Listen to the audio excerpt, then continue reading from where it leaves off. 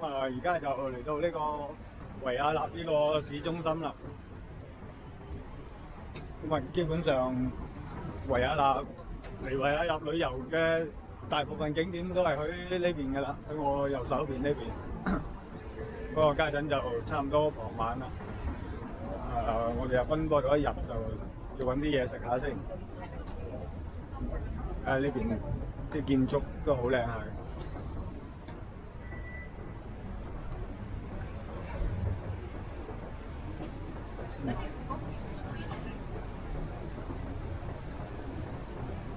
佢維也納就都係有軌電車嘅，呢啲有軌電車就係好多年歷史嘅啦。家陣就秋天行落嚟，就好有秋天嘅氣氛，因為成地都係落嚟嘅黃色嘅楓葉。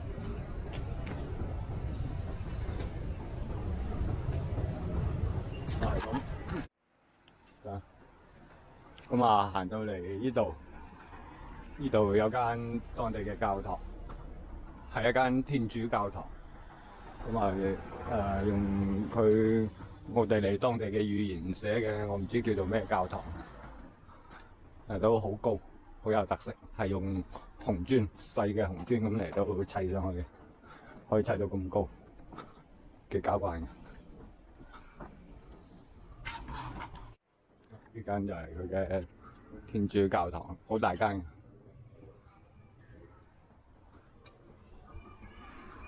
咁啊，家陣就秋天，成地都係落葉啦，都係楓葉啦。做咩啊？行嗰邊。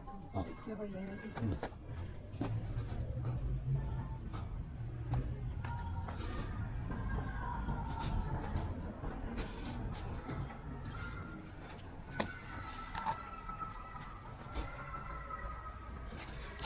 好有秋天嘅感覺啊！啲落葉，而且幾凍下嘅家陣其實。呢個就係教堂嘅正門口啦。係啊。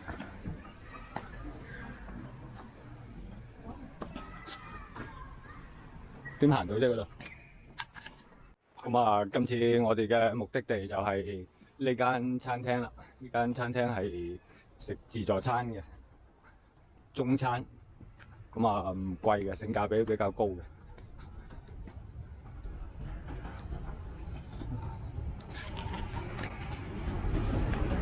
叫做咩？呢間味園。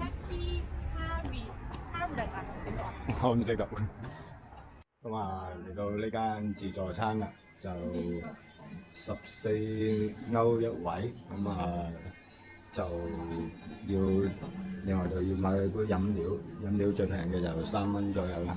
同埋呢啲就唔錯嘅，呢啲我就中意食三文魚啦。第一輪就咁啦。好，咁啊開食啦。咁啊，而家食完嘢啦，食到飽啦。依間喺維也納嘅依間自助餐咧就好掂啦。咁嘅價錢，依個價錢咧相當有數為，而且佢啲食材新鮮，而且呢度整得好唔錯嘅呢啲，似乎就樣樣嘢都整得幾好食。啲牛肉啊炒到幾嫩滑。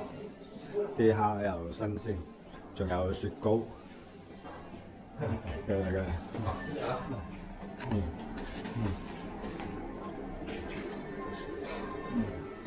咁啊，衞生狀況都好唔錯嘅呢度係，老闆又幾好傾。